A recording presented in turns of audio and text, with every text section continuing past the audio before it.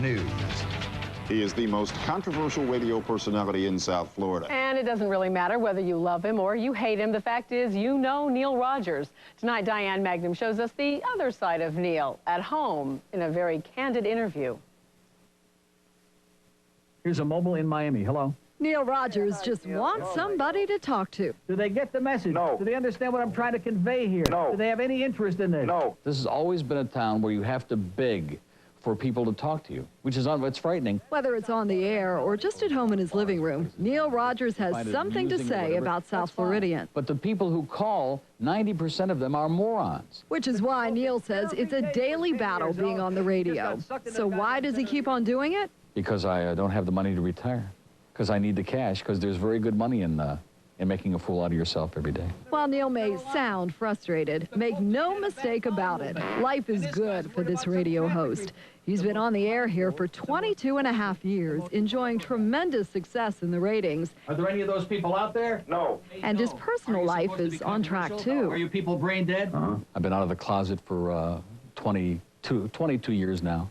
There's no great surprise about that. Out of the closet, and for some time now, happily involved. I have John, who lives with me here, has lived here for 5 years, who's a great guy, and we travel all over the world together. This pair met at a hockey game and discovered a mutual love of the sport. A shorthanded goal! He could mention a player, I'd know who it was, and it was just an amazing bond, and it just started as that, the hockey, and then we just developed a really good friendship.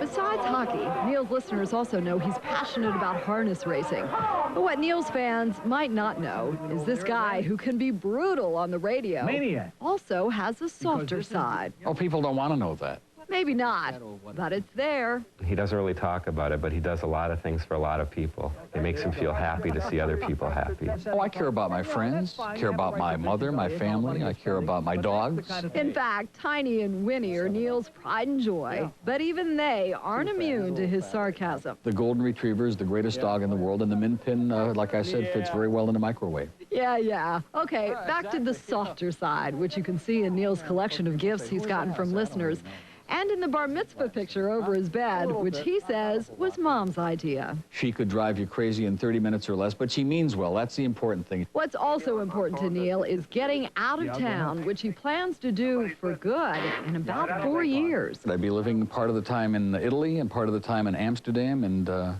living with real people who know what real life is all about. And of course, we wish Neil all the best in making that dream come true. But tomorrow... You think that Rimmer's calls had me depressed? Now Boca Brian, who is the